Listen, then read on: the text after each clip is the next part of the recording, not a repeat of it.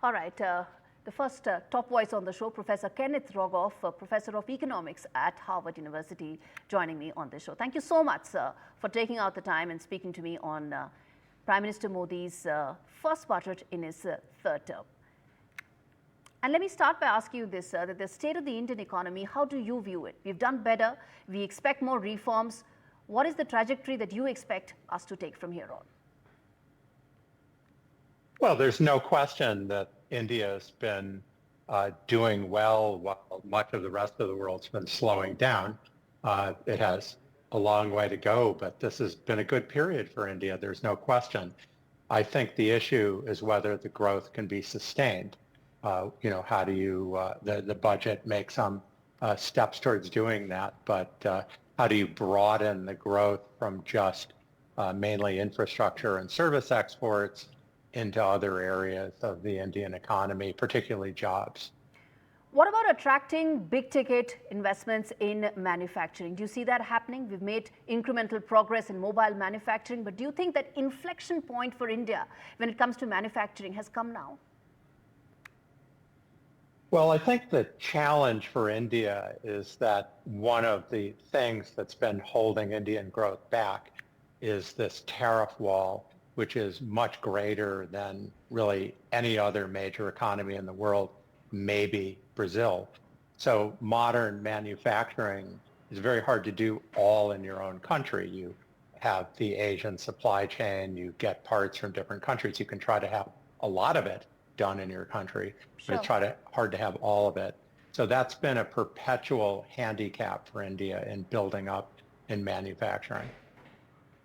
Any specific reform that you would have wanted in the budget, something that you feel would have probably attracted more global investments, or something that comes in the way of India attracting big ticket investments? Well, there's some in the budget. I think that's important. So, but yes, that's a very big one. Opening India into global supply chains. That also would put pressure on the monopolies in India, the very large conglomerates that control an increasing part of the economy. India's doing a lot of things right, don't misunderstand me, but I think that's one area where the Indian growth model has been very different from what the rest of Asia has followed pretty successfully, I would say. So yes, I think tariffs would absolutely be a thing to be addressed. I certainly recognize that that's being done to some extent, and more would be better.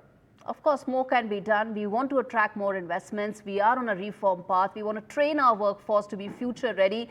But there are variables beyond our control. How do you see the geopolitical climate that India operates in impacting its economy? Well, it's not good to have all this global conflict going on. It has to be said, India has been handling that quite adroitly.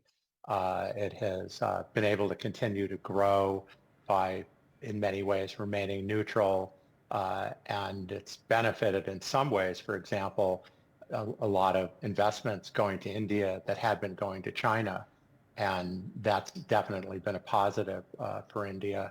But certainly if we have conflict get worse, I don't know how much worse the Russia-Ukraine war can get, but certainly the Middle East could get much worse, and the Taiwan Straits could get much worse.